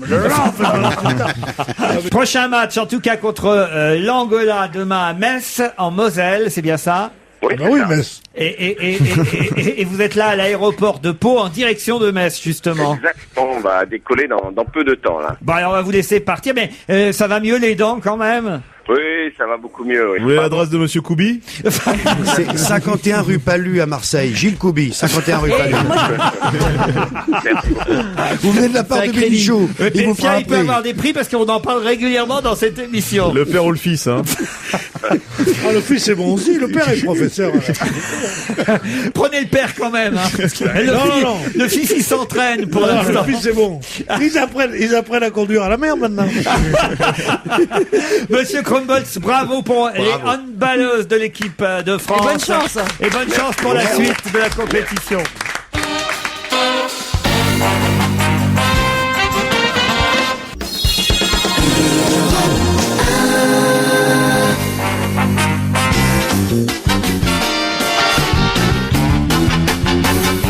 Gêné avec Pierre Bénichou, Annie Lemoine, Mustapha El Atrassi, Jérôme Bonaldi et Fabrice Eboué. J'ai honte quand même, alors que ce monsieur Krumbolz là attendait au téléphone, même pas savoir que c'est lui l'entraîneur des filles handballeuses, alors que vous êtes censé suivre l'actualité au quotidien, que chaque jour je vous pose une question sur la compétition de handball. Mustapha, oui, vous pouvez baisser les yeux, Mustapha, vous pouvez vous planquer derrière Fabrice Eboué, et je vous vois quand même, hein. La prochaine question sera pour moi, Laurent. Ah ouais? Ah ouais? Alors attention. On n'oubliera plus Monsieur Crumble, c'est promis.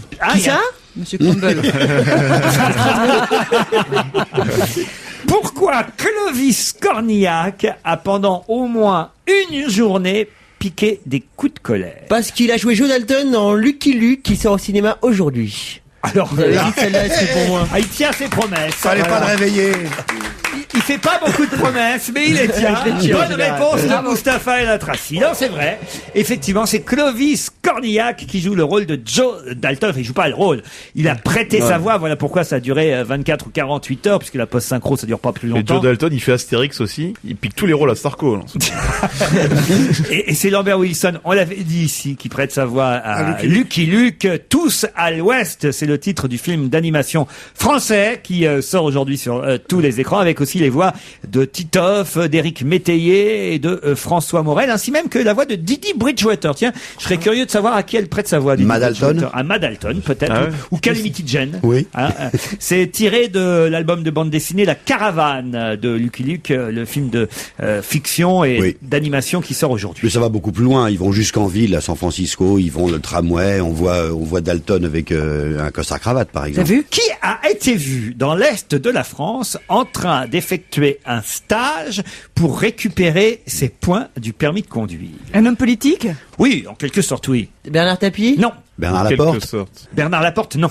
De droite? Il De est droite. en activité en ce moment? En activité. De la région Est. Oui. Bockel. Pas Jean-Marie Bockel, mais on se rapproche niveau régional. Un homme, hein. Non. Ah, c'est une Pas un femme. homme. Voilà pourquoi j'ai dit, en là. quelque sorte, quand elle m'a dit homme politique. D'accord. Trottmann? Catherine Trottmann. Donc, qu'est-ce qu'elle devient? Bah oui, je sais pas. Eh ben, elle est toujours Elle prend des mère. cours pour Mme récupérer des Trottmann, points. ministre de la culture éphémère, sous la, sous la gauche. Qu'est-ce qu'elle devient? Je parlais pas de Mme Trottmann, là, je parlais de la gauche. C'est une Madame femme dont on a Tasca. beaucoup parlé ici dans cette émission. Souvent. On en parle de temps en temps, et je l'ai encore croisée hier. Hier. Faut vraiment que je les aide parfois. Nadine Morano? Nadine Tout simplement. Morano, bonne réponse de Mustapha El Atrassi.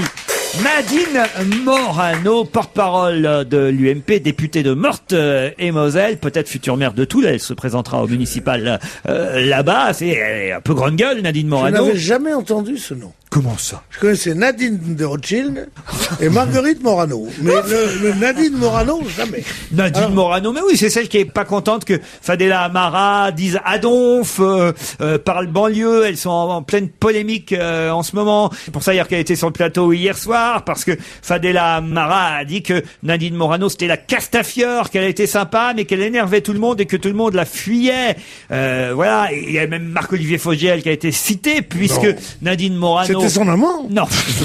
Nadine Morano a dit à propos de la présence de Madame Fadela Amara au gouvernement, Madame Morano a dit ce sont les limites d'un casting à la Fogiel. Voilà. Ah oui, Ce oui. à quoi Fadela Amara a répondu, donc voilà que Madame Morano, elle ferait mieux de se taire, qu'elle était une sorte de Castafiore. Puis alors ça s'est envenimé depuis, évidemment, parce que Madame Morano a dit de toute façon, elle devrait parler autrement en tant que ministre. Elle donne le mauvais exemple aux jeunes de banlieue qui veulent trouver un emploi. Ce n'est pas en parlant banlieue qu'on aide les jeunes à s'en sortir. Mais elle est de quelle génération? Elle a à peu près Elle est née Ouais. le 6 novembre 1963 Elle a une à quarantaine Nancy. d'années, Mme Par Morano. contre, elle est pas grosse du tout pour le coup. Non, elle est blonde et Plutôt tout. bonne. Non, mais elle est plutôt ronde. Sur Voilà. le site officiel, elle est Alors, en c'est photo. des- avec- des J'ai épaules pas larges. dit qu'elle était grosse. Les Elle est épaules même sont pas vraiment- forte, elle est pas forte du tout. Alors, Épaules c'est des vieilles larges, photos. épaules larges, plutôt sympathique, fille de camionneur, venant des cités, elle Camionnel aussi d'ailleurs, ça c'est la vérité.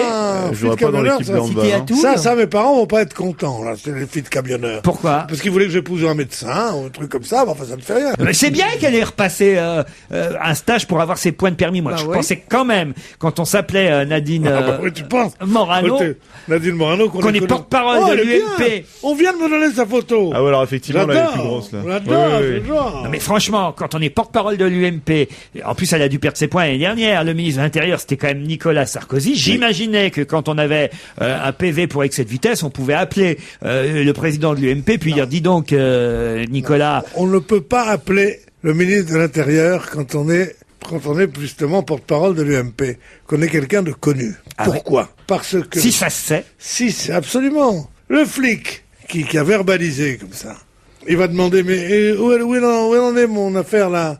On dit, bah écoutez, on a reçu des ordres, ça a sauté. Il suffit qu'ils le disent à un journal ou un truc comme Canard ça. enchaîné. Et c'est un scandale énorme. Donc, plus on est haut, je peux... Combien il paye le Canard enchaîné pour une bonne info? Je ne sais pas. Non, parce que finalement, c'est un peu de la délation. Ça aussi, je suis en train de penser. Jérôme Bonaldi. Les journalistes ne payent pas, ils renvoient des ascenseurs. Bon, je suis pas sûr. Hein. Il y a beaucoup de gens qui travaillent dans d'autres journaux et qui, quand ils ont de bonnes informations, les filent au Canard enchaîné contre monnaie sonnante et trébuchante. En disant, de toute façon, ça serait jamais passé chez nous.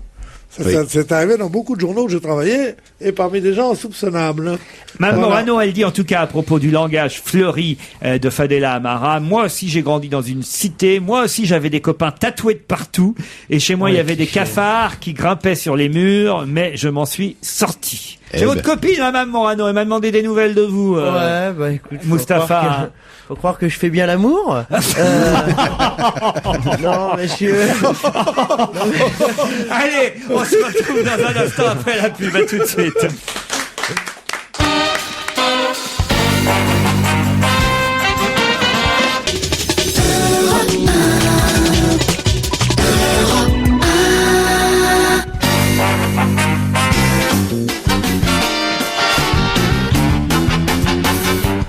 Serge Liano, bonjour Serge. Bonjour Laurent, bonjour à tous. Papier et stylo, puisque... Oui, Serge, on a tout sorti. Eh oui, c'est l'heure du quiz pour les auditeurs d'Europe 1 aussi. Ils vont pouvoir noter les noms des interprètes qu'ils reconnaîtront dans votre quiz. Quiz consacré à la banlieue. Voilà, la banlieue, vous savez, les événements de Villiers-le-Bel la semaine dernière ont fait parler de la banlieue encore une fois de façon péjorative. Et j'ai remarqué que quand même dans la chanson populaire, la banlieue, elle n'a pas toujours eu cette image-là. Hein. Alors donc voilà, j'ai pris des chansons qui comprennent le mot banlieue et je respecte une certaine chronologie. Ça démontre que la poésie bon enfant des années d'après-guerre, dans les années 50, elle s'est dégradée au fur et à mesure que se sont bâtis ces fameux grands ensembles, vous savez, dont les urbanistes et les gouvernements... Ça veut dire que des 13 chanteurs choisis, les premiers sont plutôt de l'ancienne génération et les derniers sont plutôt de la nouvelle. Exactement. C'est dans l'ordre chronologique. Parfait, c'est parti pour le quiz banlieue. Banlieue, c'est un paradis que Dieu a mis sur terre. Banlieue, c'est après Paris ce qu'on a fait de mieux. On l'appelle cuisse de mouche, fleur de banlieue. Sa taille est plus mince que la retraite des vieux. Ah, messieurs, voici les Incas de banlieue. Les Indiens de ma banlieue jouent entre les buildings, au coin du pressing. Dans l'imaginaire, cette banlieue mélomane subit chaque dimanche ses couacs de pétomane, car il joue comme un manche. Dors mon petit garçon de ma banlieue qui dort. Depuis dans cette gare de banlieue, tout est redevenu sérieux et plus personne ne fait la queue. Banlieue, banlieue, boogie.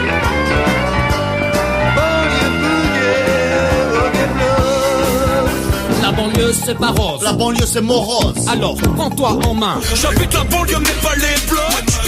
Et mon carnet de chèque c'est mon clock. Et pour ce qui est de la France, y a besoin d'une sarcosition. Je suis un jeune de banlieue, un jeune de banlieue, un jeune de banlieue. Quand la banlieue descendra sur la ville pour la grande razzia des parias, ne les laisse pas tomber, ils ont droit d'exister aussi. Banlieue, Bravo pour ce quiz, Serge. Alors, je vois quelques mines circonspectes autour de la table. Je commence par vous, Annie Lemoine. Alors, vous en avez trouvé? Oui, alors il y a du Perret, il y a du... Attends, pas trop vite. Pierre Perret, c'est bon. Il y a du Trenet. Trenet, c'est bon. Il y a du Karim Cassel. Karim Cassel, c'est le dernier. Bravo. Ouais, ça j'adore. Pierre, vous en avez? J'ai trouvé Les Inconnus. Les Inconnus, parfait. Pierre, Michael Youn. Michael Youn, Fatal Bazooka, bravo. This is la peste. This is la peste, bravo. Jacques Higelin. Jacques Higelin, bravo. On voit les générations. Hein. Il y aurait pas un Serge Liado? Ça, bravo. Ah oui, il y avait Serge Liado en 4. Effectivement, on est reconnu sa voix. Il se met entre Charles Trenet et Jacques Higelin. C'est incroyable. Je sais pas si c'est la meilleure place. En tout cas, il en manque pour l'instant encore 1, 2, 3, 4. Pierre, rien, Fabrice Eboué? Non, j'avais Les Inconnus, Michael Youn, et puis... comme tout le monde. Hein. Philippe Châtel? Philippe Châtel, non. Le premier était pour Pierre Bénichou. Ah bah non, mais le premier, c'est moi qui l'aurais retrouvé plus tôt. Je vais vous dire, je vais aider. Le premier, il y en a un qui l'aurait reconnu tout de suite, c'est Jean-Marie Bigard. Mais on ne dit plus rien. On ne dit plus rien parce que, effectivement, sur les 13, vous en avez déjà trouvé quand même 9. Il en manque 4. On va laisser évidemment les auditeurs d'Europe 1 trouver les 4 manquants. Ça leur permettra de remporter le filet garni dans lequel il y aura évidemment des places pour aller au théâtre. Si notre auditeur ou auditrice peut venir sur Paris, eh bien il ou elle ira applaudir entre autres Jean-Luc Lemoine au théâtre Le Temple. Il est toujours au naturel, Jean-Luc Lemoine. Michael Gregorio qui est jusqu'au 31 décembre au théâtre de l'Européen dans son concert d'imitation. Et pourquoi pas Stevie aussi à la Grande Comédie dans Le Petit Trésor. Pierre, on peut pas vous applaudir en ce moment sur une scène parisienne? Non, en ce moment je fais un break. Il y en a 13 en tout, il en manque 4. Je vais donc aider les auditeurs en donnant des petits indices pour les 4 qui manquent. Écoutez bien, mais vous ne dites plus rien ici. Le premier, donc, je vous ai dit, Bigard l'adore. C'est un paradis que Dieu a mis sur terre, banlieue. C'est après Paris ce qu'on a fait de mieux. On l'appelle. Ça, tout le monde a reconnu Pierre Perret. Ensuite viendra Charles Trenet. plus mince que la retraite des vieux. Ah, messieurs, voici les Incas de banlieue. Les Indiens de ma banlieue jouent entre les buildings. Ça, c'était Serge Liado. Le prochain manque. Dans l'imaginaire. Écoutez le prochain. Banlieue mélomane subit chaque dimanche ses couacs de pétomane, car il joue comme un manche. Il a longtemps été en duo. Mon petit garçon de ma banlieue qui dort. Il a des grandes bottes. Puis dans cette gare de banlieue, tout est redevenu sérieux. Et c'est la banlieue con. Banlieue. Ça, c'est Jacques Higelin.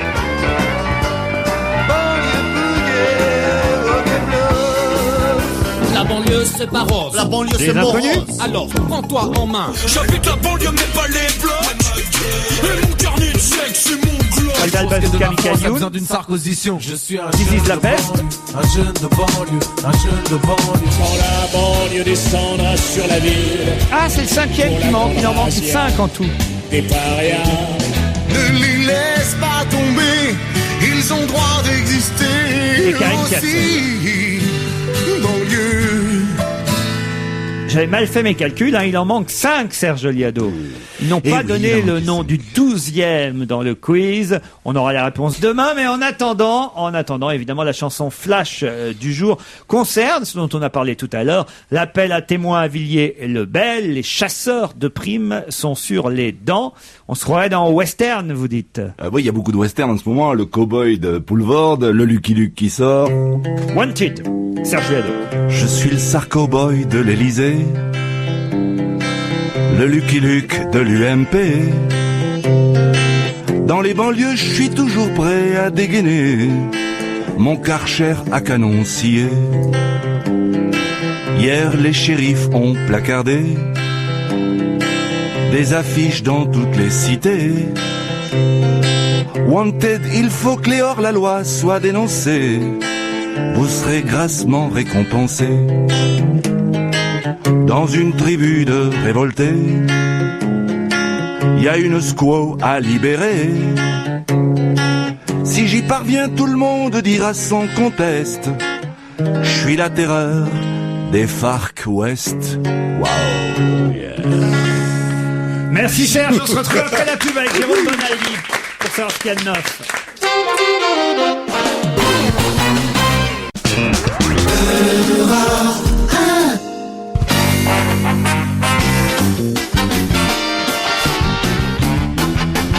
Quoi de neuf, Jérôme Bonaldi? Alors, qu'est-ce que vous nous avez apporté aujourd'hui? Puisque nous sommes à la radio et que nous sommes libres, nous, je voudrais faire la publicité pour plein de produits de marque. J'ai amené ici mon poulet garni. Je voudrais dire... Votre quoi garni? Poulet garni, il a dit. Un filet Poulet garni. garni. Il a dit poulet garni, je suis pas fou. Il a faim. Regardez, voici de la soupline. Très bien. Voici une bouteille de Orangina avec un O. Voici du savon fleur d'oranger, le petit Marseillais. Voici du riz Uncle Ben's avec un U. Voici un shampoing, le petit Marseillais. Le bâton de berger de Justin Bridou. Je cite Justin Est-ce qu'au Bridou. lieu d'acheter tout ça, j'aurais pas plus vite fait de faire tout de suite 36-37? C'est un peu ça, vous avez compris. Non, c'est pas mal. C'est une entreprise qui fait du marketing relationnel dans les supermarchés, qui a réussi à mobiliser, et ça fait 20 ans que ça dure, pour le Téléthon, plein de marques. Je les ai citées là, il y a Grand Lait, Uncle Ben's, le petit Marseillais, le Poulain. J'en avais jamais vu de bâton de berger. Danone, Soupline, Oasis, Orangina, tout ça. Non, je parle sérieusement. Si vous allez faire vos courses dans France Gall, hein. Sérieusement, c'est le Téléthon. Vous faites vos courses le 7 et le 8 décembre prochain, c'est-à-dire vendredi et samedi, dans 360 supermarchés. Vous verrez sans doute l'un des 2000 élèves des écoles commerciales qui vont vous dire « Prenez plutôt ces produits-là, parce qu'il y a de l'argent qui va être du coup versé automatiquement au Téléthon. » C'est le même prix que d'habitude, c'est le même hypermarché d'habitude, c'est les mêmes grandes marques que d'habitude. Simplement, chacun fait un petit effort. Vous en faites un, parce que vous allez faire vos courses plus particulièrement là. Les élèves bénévoles font ça, les supermarchés font un effort, et les grandes marques aussi. Là, ils espèrent gagner cette année 600 000 €. C'est rien. Vous faites vos courses, 600 000 €. Ouais. Tenez, je vous offre mon bâton de berger. Oui, Je suis sensible. Passez-le, j'ai un couteau. Ah ouais, on va le goûter. Tiens, voilà. Non, mais comme c'est des bons produits. C'est des produits. C'est des produits de grande marque, des produits de grande consommation. Passez-moi la soupline. C'est soupline ou cajoline? C'est soupline. Soupline. Et donc, si on achète tout ça... Soupline, Grand Lait, Babette, Orangina, Oasis, Ebly, Uncle Ben's. D'où connaissez-vous cajoline? Vous faites vos lavages vous-même? Non, mais la pub avec le petit nounours qui s'appelait Mohamed. Non. Le petit nounours qui s'appelait cajoline, franchement. Alors donc, tout ça, ça va pour le Téléthon. Dès qu'on achète ça va pour le Téléthon. C'est des marques qui sont 100% générosité dans 360 hypermarchés, des grandes marques, des bénévoles partout, qui va être signalé avec un petit machin, un stop rayon que je vous ai mis. Mais c'est aussi. seulement pendant 3 jours, évidemment. Et seulement pendant 2 jours. 2 jours. Vendredi et samedi, le 7 et le 8. Vendredi, bah oui, dimanche c'est fermé. Vendredi, samedi dans les supermarchés. Voilà. Mais on peut aller plus vite, évidemment, plutôt que d'acheter tous ces produits, en voulant être généreux et appelant directement le 36-37 pour le Téléthon 36-37. Je savais pas que c'était aux huiles essentielles, la soupline. Ah bon, ça, alors, j'en apprends des trucs, hein. Oh, non, mais c'est vraiment intéressant. Il n'y a pas un peu de pain, là, dans le panier garni? Non. Non, c'est pour aller que le bâton de berger. Non, quoi d'autre? Parce que sans pain, ça profite pas. Le cadeau que la Banque de France a fait à tous ses employés pour les fêtes de fin d'année, ils leur ont donné 500 000 francs en petites coupures. Chacun des employés de la Banque de France a reçu 500 000 francs en petites coupures. Et pour que, je sais pas quoi, qu'on en parle, certains journalistes, dont moi, dont par exemple Pierrick Fay à Europe 1, ont reçu 500 000 francs de la Banque de France en petites coupures. Les voilà. Bon, alors maintenant, dites-nous. Eh ben, c'est en fait 500 000 vrais francs. Vous savez qu'avant, les euros, il y avait des francs. Qu'est-ce qu'a fait la Banque de France? Elle les a totalement détruits. Elle a fait des petits confettis. Et qu'est-ce qu'elle a fait de ces petits confettis? Une brique bien compactée de billets. Il y a effectivement, c'est lourd comme une brique. L'ouvrez pas, s'il vous plaît, parce qu'après, ça s'en va dans tous les sens. C'est une catastrophe. C'est du papier confetti. Joli. On dirait une œuvre complètement d'art. compressé. Ah, il faut lire ce qui est écrit dessus, parce que c'est quand même chouette. Je peux lire? Je vous en prie. Banque de France. La Banque de France vous remercie d'avoir participé à la mise en place de l'euro à ses côtés. Signé 18 février 2002, Jean-Claude Trichet. Et donc, tout ça, c'est des anciens billets de francs qui ont été placés en confetti, mais ça sert à quoi? À rien. C'est juste pour faire joli. C'est un cadeau de fin d'année. On dit, tiens, voilà 500 000 francs en petites coupures. Et c'est de la toute petite ils devraient les vendre coupure. comme confetti. Peut-être que dans ce tas-là, dans tous ces confettis, il y a un billet qui m'a été extorqué, peut-être. Quoi d'autre? Vous savez qu'actuellement se baladent en Angleterre 2 CD-ROM avec l'essentiel des comptes bancaires, des noms et prénoms de la moitié des contribuables britanniques. Ah oui. En gros, la douane et ça le fait fisc, scandale. ça a fait un scandale. S'ils avaient connu cette clé, la clé USB. Une clé USB, ça contient autant maintenant que des disques CD-ROM. Celui-ci est un petit peu plus.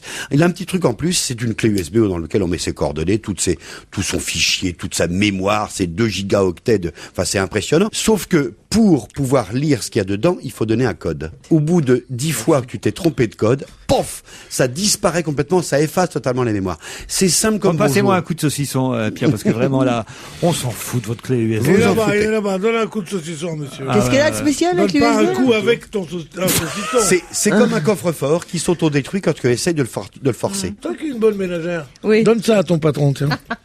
Mais si vous réussissez à couper la saucisse ou le saucisson avec Non, ça. Si, ça fonctionne. Dites, c'est pas l'eau. Attendez, parce que votre couteau suisse, là. Ah oui. C'est pas celui avec lequel je vous vois vous faire les ongles régulièrement dans cette émission. Non, il y a des ciseaux, il y a des ciseaux. Non, parce que, après, vous me donnez, non, parce que Pierre Bénichou vient de me tendre pour couper le saucisson.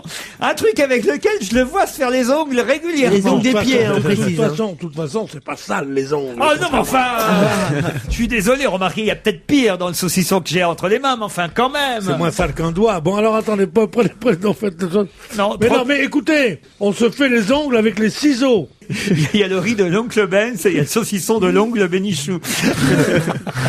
Non, il est bon, saucisson. Quoi d'autre, Jérôme Bonaldi? C'est tout pour aujourd'hui, chef.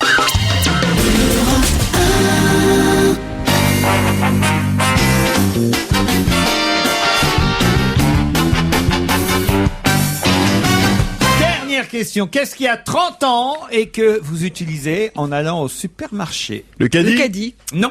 Le jeton pour le caddie. Le code barre. Le code barre, bonne réponse du malin Fabrice Eboué, qui a déjà vu le titre du livre que Jérôme Bonaldi a entre les mains, puisque Jérôme s'abstenait de tenter de répondre à cette question fort sagement, comme un bon élève qu'il est, puisque nous avons au téléphone l'auteur d'un livre qui s'appelle Code à barre, monsieur Pierre Georget, bonjour.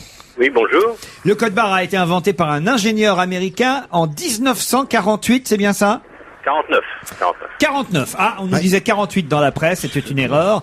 Ingénieur américain sur une plage à Miami. Oui.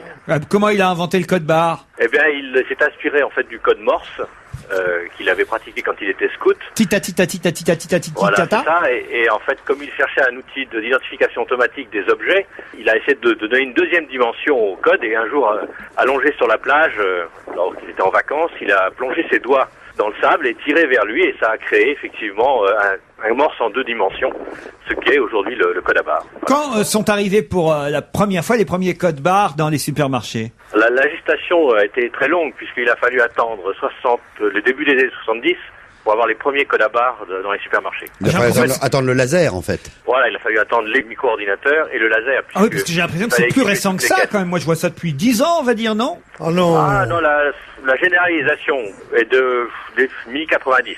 Mi-90. C'était le groupe Casino. C'est ce que je dis, 10 ans. Mi-90, on est en 2007. Ouais, c'est ça, voilà, c'est ça, 10 ans. C'était le groupe Casino. Alors ça, je voudrais que les téléspectateurs et les auditeurs remarquent le nombre d'invités qui se plaisent à contredire l'animateur qui pose une question pour dire exactement la même chose dans la minute qui suit. Mais alors ça, c'est régulier, hein. Jérôme Bonaldi. C'est le groupe Casino qui avait essayé ça le premier en France, je crois. Oui, mais pas sur ce modèle-là. Il y avait essayé effectivement un modèle de... mais Carrefour aussi avait essayé, oui. Avec des codes de couleur. Le code EAN. Vous dites code à barre, alors que nous on dit code barre. Quelle est la véritable appellation? C'est code à barre. Ouais. En allemand, ils disent Strichcode, ce qui veut dire code à bâtonnet, ce qui est à peu près l'équivalent. Mais alors, il y a de quoi faire un livre entier sur les codes à barre ou les codes barres quand le commerce invente son langage. C'est le sous-titre de votre livre. Alors, je l'ai confié à Jérôme Bonaldi parce qu'autant vous dire, j'ai pas tout compris, moi. Hein. Mais si, moi j'ai trouvé ça passionnant parce que oui d'abord on raconte l'histoire. En fait, ça suit la généralisation du commerce. Ça a permis des choses. Tiens, par exemple, les produits dont je parlais tout à l'heure qui vont être vendus au profit du Téléthon. Comment savoir qui a acheté quoi à quel moment? C'est grâce au code barre. Au code barre, on est capable de dire tant de produits de telle marque ont été achetés à tel moment, même à telle heure.